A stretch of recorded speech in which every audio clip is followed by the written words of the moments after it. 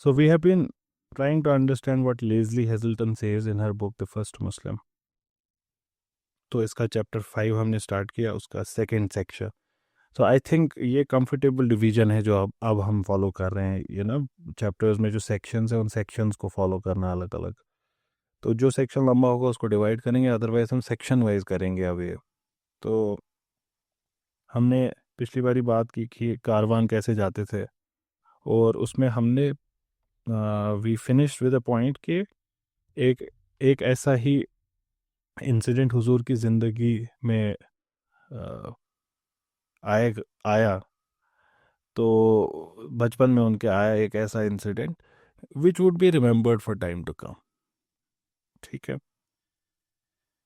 तो इसी को अब आगे बात शायद इसी पे छेड़े, देखते हैं क्या कहते हैं. कहते हैं ये लोग they had been following the high ground to the east of Jordan river. अब जॉर्डन अगर आपको पता हो पैलेस्टीन के साथ है जॉर्डन. तो अ, एक नदी है जॉर्डन रिवर, ये वहीं से गुजर रहे हैं. तो इसको किंग्स हाईवे भी कहते थे. यहाँ से गुजरते होंगे बादशाह वगैरह. और इनके कारवान के लीडर ने इनको ऑलरेडी बोला है कि यहाँ पे हम रुक जाते हैं. कहाँ पे? यहाँ पे एक पुराना एक किला है जो अबेंडेंड है, उसको छोड़ दिया है. पुराना किला है. किनका? बिजेंटीन का. ये बिजेंटीन कौन है? बिजेंटीन इस्लामिक हिस्ट्री में एक इम्पॉर्टेंट रोल अदा करते हैं. रोमन एम्पायर डिवाइड हो गया था दो पार्ट्स में. क्रिश्चियंस का एम्पायर, ठीक. एक था उसका ईस्टर्न रोमन एम्पायर, दूसरा था वेस्टर्न रोमन एम्पायर. तो ईस्टर्न रोमन एम्पायर जो है ईस्ट वाली साइड, इसको कहते हैं बिजेंटीन एम्पायर. इसके हेडक्वार्टर्स थे कस्तंतुनिया में, कॉन्स्टेंटिनोपल जिसको अब इस्तांबुल के बाद ये इस्तांबुल कहते हैं, जिसको पहले उसका नाम कस्तंतुनिया था. तो कॉन्स्टेंटिनोपल. तो ईस्टर्न रोमन एम्पायर, इसी को बिजेंटीन एम्पायर भी कहते हैं. इनका जिक्र है कुरान में. और फिर इनके साथ हमारे रिलेशंस भी रहे हैं, positive negative both. But we have been in regular contact with them as a civilisation, क्योंकि यही थे ना फ्रंटियर पे. फ्रंटियर सिविलाइजेशन यूरोपियंस की यही थी. तो इन्हीं के साथ हमारा जो भी वॉरफेयर या फ्रेंडशिप हुई, सुलह हुई या दुश्मनी हुई, इन्हीं के साथ हुई. तो बिजेंटीनियंस, ठीक. तो इनका ही एक फोर्ट था जो अबेंडेंड था. वहाँ पे कोई क्रिश्चियन मॉन्क रह रहा था. उसी के पास का ये वाक़ा है कि ये रुके यहाँ पे. इसकी जो रुइंस हैं इस किले के, these are the science of the time. जैसे कोई भी पॉलिटिकल सिस्टम कोलैप्स होना शुरू हो जाता है, इसका इंफ्रास्ट्रक्चर भी कोलैप्स होना शुरू हो जाता है. ये बहुत इंपॉर्टेंट पॉइंट है. बड़े सारे लोग हिस्टोरिकली जब चीज़ों को समझने की कोशिश करते हैं तो पुरानी कुछ कंस्ट्रक्शंस या इंफ्रास्ट्रक्चर्स पे कमेंट करते हैं कि तोड़ दिए गए एंड ऑल. ये ज़रूरी नहीं है कि वो तोड़ दिए गए. क्रॉनिक नेग्लेक्ट से बिल्डिंग्स खुद कोलैप्स होना शुरू हो जाती है. ये बड़ा इंटरेस्टिंग फिनोमेना है नेचर का. जिस घर में लोग रह रहे होते हैं, चाहे वो उसकी मरम्मत ना भी करें, somehow the house sustains itself for long. लेकिन अगर घर में रहे ना लोग, कुछ टाइम के बाद दैट हाउस स्टार्ट्स. तो ये तासीर होता है. अब इस तासीर का फिर हम देखते हैं कि इसके रीजंस हैं क्या, कोई फिजिकल रीजन. फिजिकल रीजंस भी होते हैं उसके. दैट्स हाउ तासीर वर्क्स. तो इंसानों का अपना एक तासीर है. जब रूह निकल जाती है जिस्म से, तो जिस्म का हाल क्या होता है. तो घर की रूह इंसान होती है. तो मकान, जिस्म और रूह मिलके इंसान बनाता है, वैसे ही मकान और रूह मिलके घर बनाती है. तो जब घर से रूह निकल जाती है तो घर भी धीरे धीरे वैसे ही डिके, जैसे इंसान का जिस्म डिके हो जाता है, ऐसे ये भी डिके हो जाता है. तो क्रॉनिक नेग्लेक्ट जब होगा किसी भी बिल्डिंग के साथ, it's going to get decayed. तो अगर कोई सिविलाइजेशन कोलैप्स कर रही है धीरे धीरे धीरे धीरे, उसके सारी जो उन्होंने इमारतें बनाई होंगी वो धीरे धीरे ख़त्म हो जाएंगी. और यही होना है. ये जो आपकी मिट्टी है चारों ओर, ये मिट्टी के बनने का रीज़न वेदरिंग एट्सेट्रा यही प्रोसेसेस है. ये पहले एक रॉक हुआ करती थी. जो भी मिट्टी आप देखते हैं ना सामने, इतनी सॉफ्ट सी प्यारी सी, ये पहले एक बहुत बड़ी चट्टान रही होगी, जो फिर धीरे धीरे टूट के बिखर के ऐसे धीरे धीरे मिट्टी में तब्दील हो गई. ये खुद में एक फैसिनेटिंग टॉपिक है, how do rocks turn into. And then there is something called how do these, ये मिट्टी भी वापस कैसे कन्वर्ट होगी रॉक में. वो भी बड़ा इंटरेस्टिंग है. इसको रॉक रॉक साइकिल कहते हैं. Igneous rock, sedimentary rocks, metamorphic rocks, ये कैसे आपस में ट्रांसफॉर्म करते हैं. तो कभी मौका मिला तो इसके बारे में करेंगे बात. Otherwise it's expected of our children to know. 8वीं 9वीं के सिलेबस में है ये, या ज़्यादा से ज़्यादा 10वीं के सिलेबस में होगा रॉक साइकिल। तो यहाँ पे भी जो रूइंस थे, ये अपने वक्त में दिखा रहे थे कि पॉलिटिकल सिस्टम कोलैप्स होने लगा है। बिजेंटियन और पर्शियन एम्पायर के बीच में एक बहुत लंबा कॉन्फ्लिक्ट चला, 800 year war we can say. Alexander के टाइम से, सिकंदर के टाइम से चल ही रहा था। और जब जंग इतना लंबा चलेगी तो it would deplete the resources of both sides. दोनों साइड के साथ ऐसा होगा। ईस्ट में, टुवर्ड्स द ईस्टर्न साइड, जो वास्ट पर्शियन एम्पायर था, उसने बिल्ड किया था इरिगेशन सिस्टम इराक की प्लेन्स में। थोड़ा सा मैप का इल्म होना बहुत ज़रूरी है इसी वजह से। देखिए, एक इल्म के बिना दूसरा इल्म अच्छे से नहीं हो सकता। तमाम उलूम पे इंसान का होल्ड होना चाहिए, थोड़ा सा मैप पे होल्ड होना चाहिए। जब हम अरेबिया की बात करते हैं, जिसमें आजकल आता है Saudi Arabia, UAE, Oman, Yemen, ये सारी चीज़ें आती हैं। अरब के नॉर्थ में जब हम जाएंगे तो आएगा फ़लस्तीन। फ़लस्तीन के ईस्ट में आएगा, जिसको हम जॉर्डन कहते हैं, वो भी फ़लस्तीन ही है। उसके बाद आएगा इराक। इराक में दो नदियाँ बहती हैं मशहूर, इफ्रीतीस और टाइग्रिस। उसके फिर ईस्ट में आता है ईरान।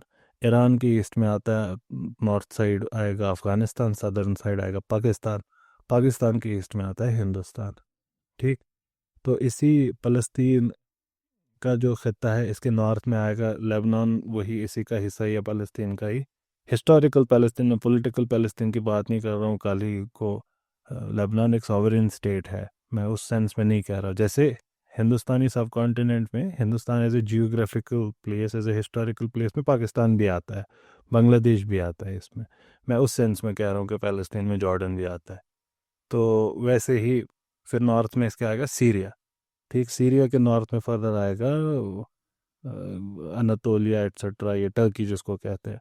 टर्की के ईस्ट में आएगा कॉकेसिस एट्सेट्रा, जहाँ पे अज़रबैजान है, आर्मीनिया है, जॉर्जिया है। उसके नॉर्थ में फिर रशिया आएगा। रशिया इतना फैला हुआ है कि टर्की के वेस्टर्न साइड से भी फर्दर नॉर्थ जाएंगे, बाल्कन्स के बाद फिर से रशिया आएगा टुवर्ड्स इट्स नॉर्थ ईस्ट।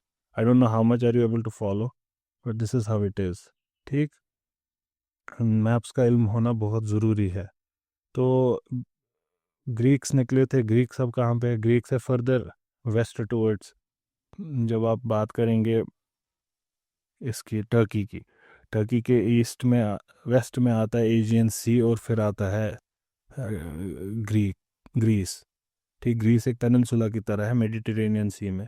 ठीक, उसी के साउथ में आता है मेडिटेरेनियन सी, उसके साउथ में आता है इजिप्ट। ठीक।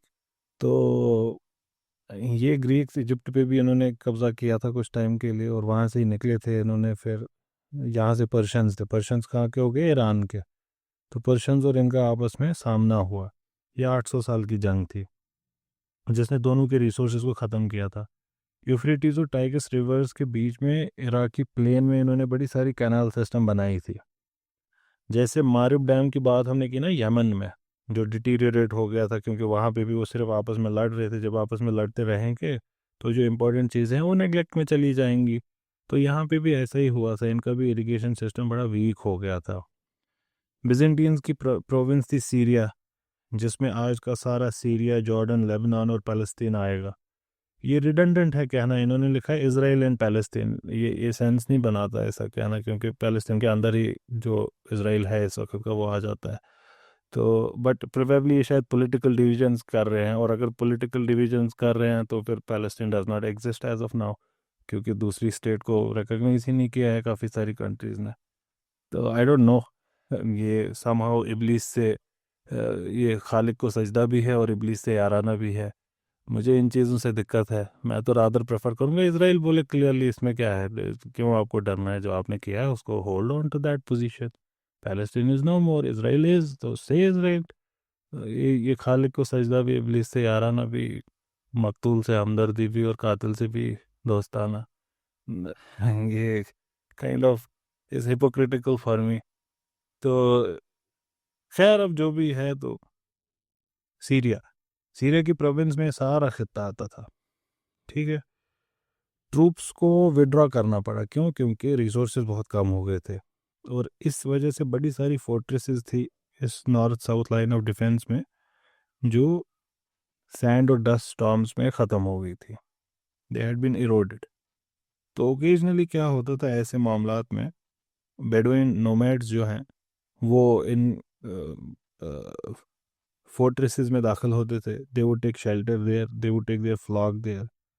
और अक्सर ऐसा भी होता था, मॉन्क्स जो सिटीज लाइफ से परेशान होके भागना चाहते थे, दूर होना चाहते थे इस हसल बसल से, वो इनमें रहते थे। ये बहुत इंपॉर्टेंट है समझना। ये रहा है फितरत आज तक के तमाम पूरे दुनिया में बुजुर्गों का, ये उनकी सुन्नत रही है। ये जो चकाचौंध है दुनिया की, इससे दूर रहना। ये कोई सूफियों का गढ़ा अफसाना नहीं है। ये एक परपेचुअल एग्जिस्टेंस है ह्यूमंस की, परपेचुअल ऐसे ही रहा है हमेशा। कि ये जो दुनियाई मामलात है, दुनियाई मामलात इतना थका देने वाले हैं, इतना थका देने वाले हैं कि इंसान अपनी जो क्या कहते हैं इसको, फितरत उससे ही अलग हो जाता है। So often times what these saints and godly people would try to do, they would want to have some time in seclusion. ठीक, तो हमारे यहाँ भी ऐसे ही रहा है, सेक्लूजन में टाइम बिताना। तो पुराने ज़माने, अब तो सेक्लूजन कहीं है ही नहीं। हुजूर सल्लल्लाहु अलैहि वसल्लम ने फरमाया इंटरेस्ट के बारे में कि अगर आप इंटरेस्ट से बचेंगे भी आखिरत में, तब भी आखिर के ज़माने में, तब भी उसका जो डस्ट है वो आपको छुएगा। तो ऐसे ही आप कह सकते हैं हर हर बला, हर एक बला उसका एक कतरा आपको छुएगा। ये आज के ज़माने में ऑलमोस्ट नामुमकिन है कि आप हर बला से खुद को पाक रख सके।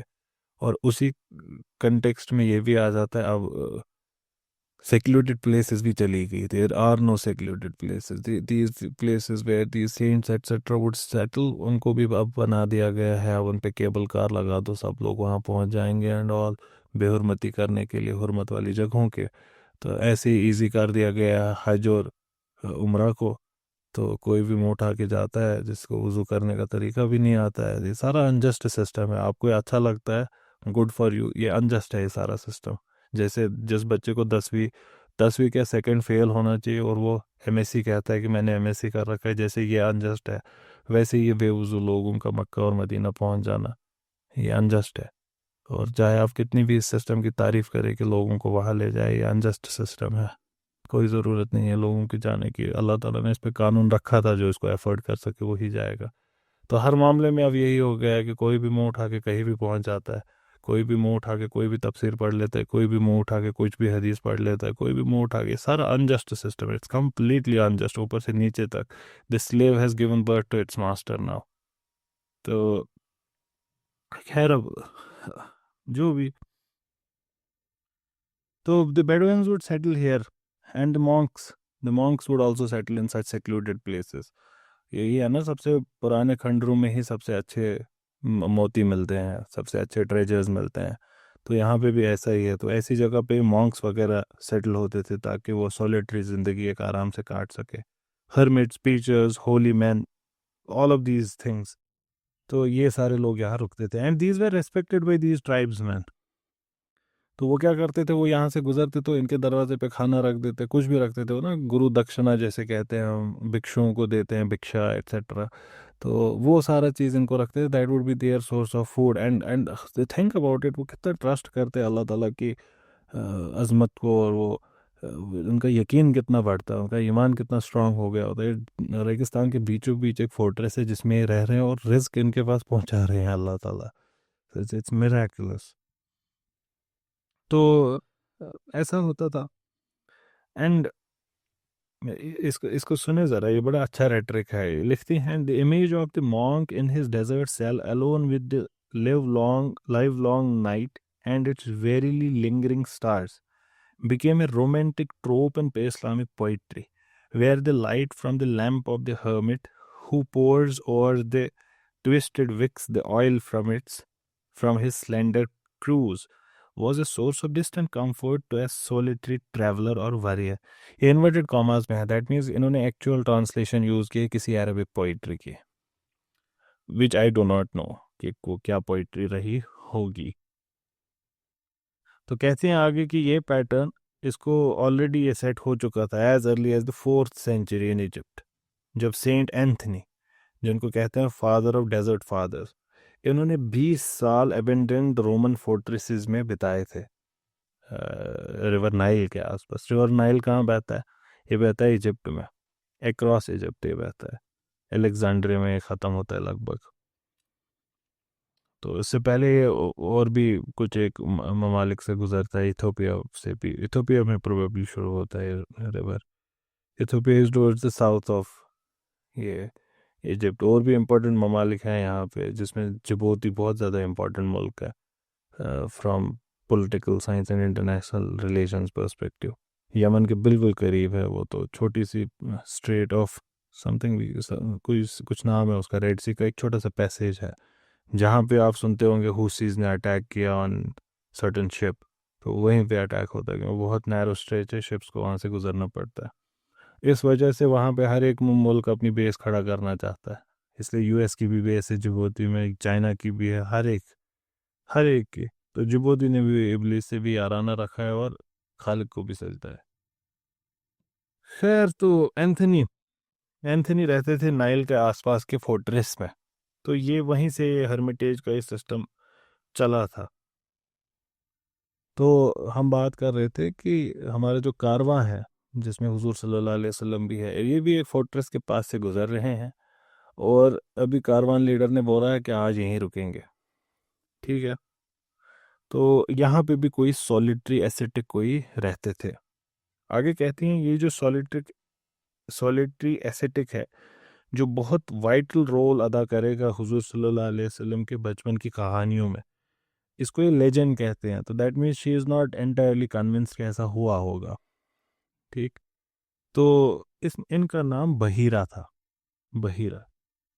ये कहते हैं कि ये बड़ा स्ट्रेंज नेम है एक डेजर्ट डेवेलर के लिए। रेगिस्तान के बीच में किसी का नाम बहीरा रखना ये बड़ा इंटरेस्टिंग है। क्यों? क्योंकि इस वर्ड का जो रूट वर्ड है बहर, बहर कहते हैं समंदर को, सी को। रेगिस्तान के बीच में समंदर है ये। तो हो सकता है इसकी सिंबॉलिकल मीनिंग हो instead of literal meaning, but what ever it is, शायद ऐसा हो सकता है कि ये कभी एक सी मैन रहे हों, एक सी फेयरर रहे हों, एक सेलर रहे हों, ऐसा हो सकता है। और परहैप्स इनका नाम इंडिकेट करता है कि इनके पास एक सी ऑफ नॉलेज है, ऐसा भी हो सकता है। तो इनमें से कोई भी चीज़ हो सकती है, या फिर ये इस पूरे रेगिस्तान के बीच में एक वाटर सोर्स है, ऐसा भी हो सकता है। तो ये sea of knowledge at his finger tips, this could have been specifically in the form of a book, जिसके बारे में कहा जाता था कि इट्स अ ओल्ड टेक्स्ट जो it has been handed down from one generation to another generation. Monks के, उनसे पहले जो मॉन्क थे, उनसे पहले जो मॉन्क थे, तो वही। जब ये उस ज़माने की बात हो रही है जब बहुत कम लोग पढ़ पाते थे, बहुत कम लोग लिख पाते थे।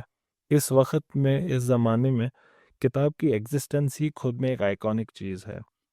तो it was thought of as a kind of an oracle, इस एक किताब को, कि इसका power, it's power projected to the person who is carrying it, because to have a book was very naya, so people having books were considered very great people, as if जो book में ताकत है वो उस इंसान में आ जाती थी जिसके हाथ में वो किताब होती थी।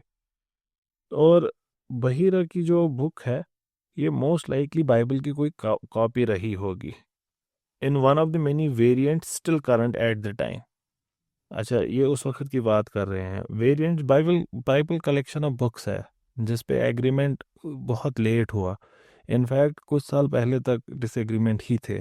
मार्टिन लूथर किंग के टाइम पे फिर से बाइबल डिवाइड हो गई। उन्होंने कुछ 7 बुक्स को निकाल दिया बाइबल से कि ये बाइबल का हिस्सा नहीं है। तो ये तो कुछ साल पहले की बात है, इसको तो हमको कुछ ही साल हो गए। खैर, रेफर्मेशन जब हुआ था तो उस टाइम की बात है कि उस वक्त फाइनली सेटल हुई प्रोटेस्टेंट बाइबल।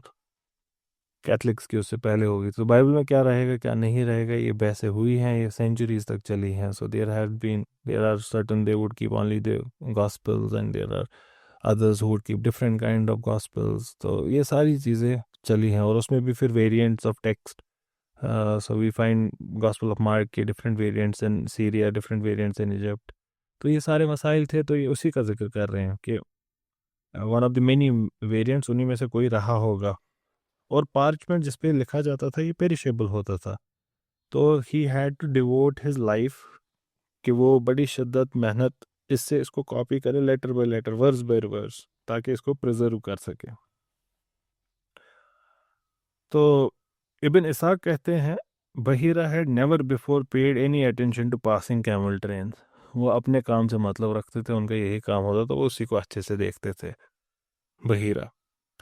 लेकिन जब हज़रत अबू तालिब का जो कारवां था ये गुजरा दमिश्क की तरफ, जब ये जा रहा था, जब ये इनके फोर्ट्रेस से गुजरा, तो बहीरा ने क्या देखा, एक बादल है जो इस कारवान के एक सेक्शन पे अपनी छाया, it's giving it shade to a portion of the caravan. और ये जो ये बादल है ये क्लाउडलेस डे में और बहुत कम लेवल पे है, ऐसा ये देख रहे हैं। तो इसको ये रिकग्नाइज करते हैं as a divine sign, as an omen. तो ये अपने यूजुअल हैबिट से अलग हो गए होते हैं, ये अपने यूजुअल हैबिट को तोड़ते हैं, and he goes out and he invites them to come in to share food with him. ऐसा क्यों हुआ होगा, why why? Probably it seems to me, मैंने कोई ये पढ़ा नहीं, ऐसा मुझे लग रहा है कि Bahira was aware of the prophets coming. हज़रत ईसा का एक प्राइम रोल था, उनका काम था कि हुजूर सल्लल्लाहु अलैहि वसल्लम के बारे में कहे, गुड न्यूज़ यही थी। तो गॉस्पेल का मतलब होता है good news. So the good news was Hazrat Isa's job was to say that the final prophet is going to come, to prepare the world for him. तो ये इल्म आगे भी चला होगा, नो डाउट, किस हद तक इसको चर्च टीचिंग्स ने from an Islamic perspective corrupt किया, बदल दिया and all of those things. लेकिन तब भी ये रहा होगा डिफरेंट सर्कल्स में कोई बात हज़रत ईसा की, कोई एक जो चर्च फादर्स ने आगे ले गया होगा। ट्रेडिशंस बहुत इंपॉर्टेंट होते हैं, ट्रेडिशंस में रहकर ही ये सारे उलूम आगे चलते हैं, किताबों से नहीं चल सकते आगे। तो फिर क्या हुआ, मुझे ऐसा लगता है कि Bahira belong to one of such traditions who knew certain things about the new prophet that is going to come, and probably why he settled in this fortress. He must have been aware of something that is going to happen in future around the fortress, and probably why he was there. So I don't think it was just happening out of thin air.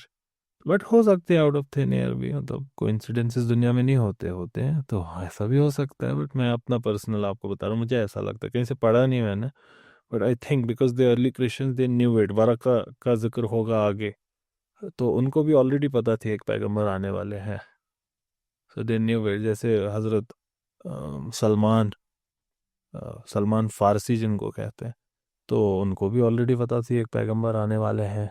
The बिजेंटियंस, उनके बारे में भी हमको कुछ evidences मिलते हैं, they knew a prophet is going to come. तो why don't we think that even Bahira knew it? Probably Bahira also knew it, I think that he knew it, but it's just वो ना, तीर हवा में मारना, लग गया लग गया, नहीं लग गया नहीं लग गया, I don't have any strong evidence to back, it's just a feeling. तो हज़रत अबू तालिब और उनके जो कारवां हैं उसने एक्सेप्ट किया इस इनविटेशन को, leaving the 10-year-old boy behind to watch over camels and the goods. हुजूर सल्लल्लाहु अलैहि वसल्लम बाहर ही है। अच्छा, ये भी कैसे हुआ होगा? मुझे नहीं लगता ये ऐसे हुआ होगा कि एक शख्स को बाहर रखा बाकी सारे अंदर गए। ये एक एक ग्रुप गया होगा अंदर, जो अपर ग्रुप है, जो बड़े हैं, लीडर्स हैं कारवां के, वो अंदर गए होंगे, और हुजूर सल्लल्लाहु अलैहि वसल्लम, वो he is kept among others outside, ऐसे हुआ होगा। आई डोंट थिंक कि एक शख्स को बाहर रखा और बाकी सब अंदर गए। लेकिन स्टोरीज में फिर ये ऐसे ही आता है, probably you are only talking about the important people and then you say कि all of them entered and only he was kept outside. हो सकता है ऐसे नरेट हुआ हो।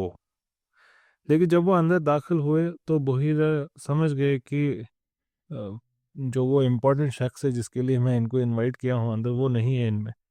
ही sensed that someone is missing. तो इन्होंने पूछा उनसे कि have you left anyone out? तो अब आप फिर से मुझसे पूछेंगे तो आपने कहा बहुत सारे लोग बाहर थे। मुझे फिर से लगता है ये पूछ रहे हैं वही जो आपका जो ये अपर ग्रुप है, ये जिसको सैयद कहेंगे, तो सैयद में से कोई बाहर तो नहीं है। तो प्रोबेबली इसका जवाब है कि हाँ, हुजूर सल्लल्लाहु अलैहि वसल्लम। तो बाकी शायद स्लेव्स रहे हो या ये रहे हो, ऐसे सारे लोग रहे हो।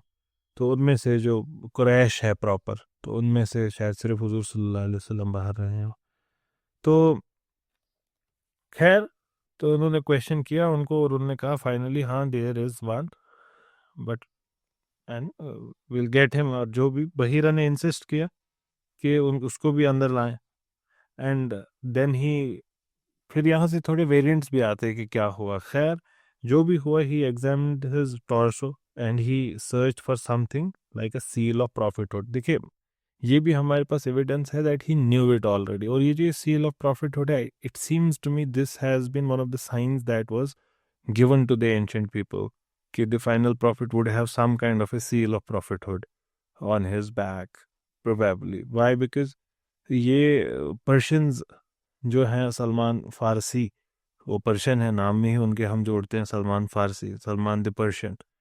तो हजरत सलमान जो थे वो भी इस चीज़ के को देखना चाहते थे, the seal of prophethood. So he had I think 3 science, जिसमें से हुजूर सल्लल्लाहु अलैहि वसल्लम 2 फुलफिल करते थे।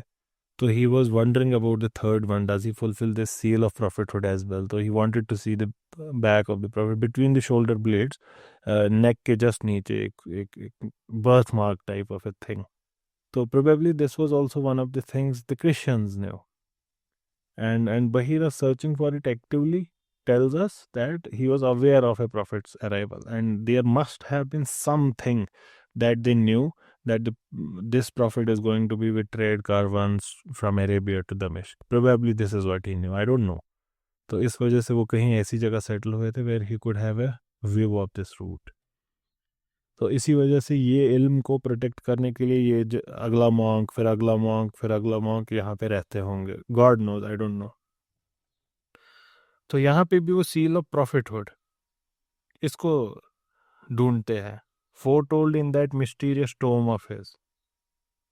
तो डिफरेंट अकाउंट्स में डिफरेंट इसका जिक्र है कि ये क्या था, but you can understand it like something जो 2 शोल्डर ब्लेड्स के बीच में, अगर आपको वो पता होगी उसको कपिंग जिसको कहते हैं, तो वो कप जैसी एक चीज़ आपके स्किन पे रखते हैं, एंड देन एक वैक्यूम इज क्रिएटेड, तो उससे वो थोड़ा सा वो ब्लड बाहर आता है, शायद उसको हिजामा कहते हैं। तो आई डोंट नो फिर से क्या नाम है उसका। खैर, तो उससे जब उसको फिर रिमूव करते हैं ना कप को, तो वहाँ पे एक गोल सा निशान रह जाता है कुछ टाइम तक, ठीक।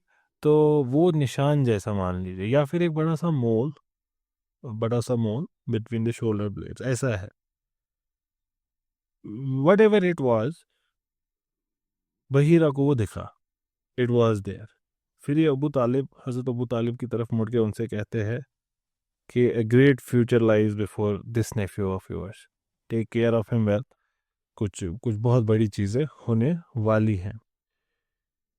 लेज़ली हेजल्टन कहती है एक परफेक्ट स्टोरी है, इसके अंदर साइंस और वंडर्स हैं। हर एक चीज़ जो एक चाइल्डहुड कहानी में होनी चाहिए of a prophet, that is there. Hovering cloud की aura, code of hidden seal जो एग्जैक्टली वहाँ पे है जहाँ पे हमको मिलनी चाहिए, और जो ऐसे शख्स जिसका एक हीरोइक फ्यूचर है जो उसके शोल्डर्स के अंदर होना चाहिए। Yet once again a miracle story contains within itself the ironic counterplay of legend and reality. तो जो भी ये मिरेकल स्टोरीज होती हैं, इनके अंदर ही होती है एक आयरॉनिक काउंटरप्ले किन चीज़ों का, हकीकत का और लेजेंड का। इसी के अंदर कहीं पे छुपी होती है बहुत चीज़ें। कौन सी चीज़ें? दोनों चीज़ें, एक जो हुआ था और दूसरा जो हम चाहते हैं कि हुआ हो, दोनों चीज़ें उसी में होती हैं। ये मैग्नीफाई करता है हुजूर का स्टेटस, द यंग मोहम्मद सल्लल्लाहु अलैहि वसल्लम, his status is lifted by it, it's a miraculous boy, yet it places him on the lowest rungs of the camel trade, कि इनको अंदर भी नहीं आने दिया गया। He is so insignificant that he is not included in Bahira's invitation. तो दोनों चीजें साथ चल रही हैं, ग्रेटनेस भी और सोसाइटी में डाउन ट्रॉडन होना भी। और अगर ऐसा इवेंट सच में हुआ, लेज़ली हेजल्टन कहती हैं, it can only have seen risible at the time to Abu Talib and others. क्या अगर बहीरा ने उनसे सही में कहा होगा your nephew has a great future, तो उनको ये एक मजाक ही लगा होगा, लाफेबल ही लगा होगा। क्यों? क्योंकि अनरीजनेबल है। राइजेबल वर्ड यूज होता है ऐसे लाफ्टर के लिए जो अनरीजनेबल बात पे हुआ हो, तो अनरीजनेबल बात है ये। क्यों है अनरीजनेबल बात? कि he is an orphan. He is a doubly orphan. He is triply orphan, sir. He doesn't have inheritance. He doesn't have any protector but me. And you are telling me कि he is going to become great. मजाक चल रहा है. मजाक चल रहा है. बनु उमैया आगे निकलने देगी, हम इसको निकलने देंगे. मेरी खुद की औलादे हैं. And all of these things. ऐसा कुछ नहीं है. They remain at the fringes. Such people, he would remain in the fringes. We would protect him. ऐसे उन्होंने सोचा होगा. तो ये इनका कहना है. We don't know. हमारे यहाँ जो रिपोर्ट्स हैं, हज़रत अबू तालिब बहुत मोहब्बत करते थे हुजूर सल्लल्लाहु अलैहि वसल्लम से. He loved him dearly. ये लेज़ली हेज़ल्टन कह रही होंगी कि अगर ये बात हुई भी होगी, ये लाफेबल रही होगी उन लोगों के लिए. लेकिन मुझे नहीं लगता लाफेबल रही होगी. One of the reasons is the prophet was named Muhammad सल्लल्लाहु अलैहि वसल्लम. तो उनके नाम में ही इस चीज़ की पेशन गोई है. Muhammad means the praised one, जिनकी तारीफ ही होगी हर जगह. तो वो हो रही है आज भी. क्या कहना, आज भी हो रही है. तो he is the most praised human. But वही जो लेज़ली हेज़ल्टन कह रही है, आयरॉनिक है. The most praised and simultaneously अगर आप बाकी दुनिया को देखें तो बहुत ज़्यादा वेलीफाई भी करते हैं हुजूर सल्लल्लाहु अलैहि वसल्लम को. तो ये अल्लाह ताला ने रखा है दुनिया का निज़ाम ऐसा ही कि people are divided over matters. And क्या कीजिए, चले. तो जब उन्होंने ये बात सुनी होगी, उन्होंने कहा होगा सर अकेले में परेशान हो गए, कुछ भी बोल रहे हैं. दे वुड हैव थॉट कि धूप में शायद इनका थोड़ा सा दिमाग अपनी जगह से हिल गया है. उन्होंने सोचा होगा शायद कोई मजनू है बात कर रहा है, कोई जिन है जो इसके मुंह से बोल रहा है. ये तो बेवकूफ़ बातें, इनको खुद भी मतलब नहीं पता है. तो that's all they would have thought about it. Yet ये जो लेजेंड है, it works as a classical illustration of predestination. कैसे एक हीरो की मेकिंग पहले से ही होती है. Unknown and unrecognized among his own people, yet he is recognized by someone else. तो इसको मुहावरों में बोला जाता है, जैसे कश्मीरी मुहावरा है, पन्नो मन पैगंबर. तो अपने लोग क्या मानेंगे पैगंबर को. कहते रोज हमारे साथ उठता बैठता था, ऑल ऑफ ए सडन पैगंबर हो गया, तो वो तो नहीं मानेंगे. तो हर जगह ऐसा ही होता है. आपकी बाहर बहुत इज्जत होगी. वो कहता था ना, वो एक मूवी थी, बड़ी अच्छी मूवी थी, एक ज़माने पे अच्छी मूवीज भी बनती थी, रंग दे बसंती. हाँ. तो उसमें एक सीन आता है जिसमें वो ड्रॉप कर रहे होते हैं अपने एक मुस्लिम दोस्त को, और पीछे वो बैग गाड़ी में रह जाता है डीजे. तो फिर उसको कहता है कि डीजे की कोई इज्जत है गेट के उस पार, यूनिवर्सिटी के गेट के उस पार, यूनिवर्सिटी के अंदर. लोग कहते कुछ करेगा डीजे, लेकिन उस गेट के इस पार बड़े सारे डीजे पिस गए. टिमलक लक ते टिमलक लक. गेट के इस पार आपकी फैमिली है. नहीं, वो नहीं मानते कि क्या होता है ये डीजे एटसेट्रा. तुम्हारा कॉलेज में बड़ी इज्जत है, सुल्तान को जानते हैं यहाँ पे लोग, and they listen to him for hours all together. मेरे पापा के सामने इफ आई स्पीक 1 मिनट के बाद ये लाइक चुप हो जाओ, अपना काम कर. यार घर में ऐसा ही है. आप होंगे बहुत बड़े तो. yeah. मेरी फूफा को आई हर्ड से वंस टू माय फफेरा भाई हु इज़ अ डॉक्टर. तो उनसे कहा है डॉक्टर ऐसे पढ़ने जीएमसी ये इतना. तो किसी चीज़ पे उन्होंने रेकमेंड किया था उनको कुछ खाना. तो उन्होंने, मेरी बुआ ने उनसे कहा कि देखो सर, आप डॉक्टर हैं बहुत बड़े, तो आप जीएमसी के अंदर हैं, यहाँ पे मेरे बेटे हो. ठीक है, यहाँ पे ऐसे चलेगा.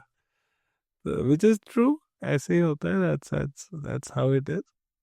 तो खैर, अपने लोगों के बीच में ऐसा ही होता है. ये चिराग तले अंधेरा है. तो ये सारे मुहावरे इसी इसी चीज़ को बतलाते हैं कि your own are rarely able to recognize your worth. तो यहाँ पे भी a person who is unrecognized among his own people, he is a hero instantly among the holy of other people. और मोस्ट सिग्निफिकेंटली बिजेंटीन सीरिया में एक Christian monk ये काम कर रहा है. तो ये एक लिंक भी कनेक्ट करता है between the ancient revelations and the future revelation of Quran. As if कि बाइबल का एंड कुरान में हो रहा है, एज इफ कि it was foretold by the Bible itself. इस पॉइंट को इतना इम्पोर्टेंट कंसिडर किया मुस्लिम बायोग्राफर्स ने. तो इन ये तो लेस्ली हेजल्टन जो हुजूर की पहले हाफ की ज़िंदगी है उसमें बड़ी स्केप्टिक है, मोस्ट प्रोबेबली ये सारी चीज़ें हुई ही नहीं है, सारी मनगढ़ंत है इनके लिए। और मैंने ये पहले कुछ सेशन में आपको डिस्क्राइब किया कि वाई वुड शी से सो। तो वाई वुड शी से सो, उसके लिए मैंने आपको समझाया था हिस्टोरिकल मेथड क्या है जो सेकुलर हिस्टोरियंस का होता है। ये ऐसा नहीं है कि she has an axe to grind, कि ये ज़बरदस्ती जो भी मुसलमान कहेंगे उसके खिलाफ बात करें, नहीं, इनके जो उसूल है वो डिफरेंट है, तो उन उसूल पे खरीद नहीं उतरती ये बात है। ये मैंने पहले सेशन में डिस्क्राइब किया है, यूट्यूब पे अवेलेबल है, आप वहाँ पे सुने कि हाउ डू हिस्टोरियंस वर्क। तो इस वजह से अब ये जो बात कहेंगी ये भी अब आपको समझ आएंगी। ये कहती हैं कि ये पॉइंट जो ये बहीरा वाला इंसिडेंट है ये इतना इम्पोर्टेंट है, इतना इम्पोर्टेंट रहा मुसलमानों के लिए कि ऐसे ही एक सिमिलर स्टोरी, इसी का एक और वर्जन क्रिएट किया गया। There would be a lone monk once again, the route would be same to Damascus and the recognition of the specialness of prophet. This would happen 15 years later as well, जब हुजूर सल्लल्लाहु अलैहि वसल्लम 25 साल के थे। तो ये 2 बार ये इंसिडेंट हुआ है। तो by saying it like this, Leslie Hazleton is simultaneously telling us कि ये नहीं हुआ था दूसरी बार भी, it was created later. So खैर, जब वो 25 साल के थे उस वक्त लेस्ली हेजल्टन कहते हैं उस टाइम तक he had gone up the ranks of these. अभी तो उनको बाहर रखा गया, बाद में खुद लीडर होंगे कारवां के। So he had become an independent agent, so he would be representing the interest of other parties in दमिश्क। लेकिन ये जो ये ट्रांजिशन है from a camel boy to a respected figure, और वो भी on a well travelled trade route, ये सफ़र इतना आसान नहीं था जितना एक सेंटेंस में इसको बयान कर देना दिखाता है कि आज ये कैमल बॉय है, अगली बार जब यहाँ से गुजरेंगे तो लीडर होंगे कारवान के, इंडिपेंडेंट एजेंट होंगे। ये जो सफ़र है 15 साल का, ये आसान नहीं था। It was lengthy and it was hard earned. He had a lot to learn, a whole world to learn it from.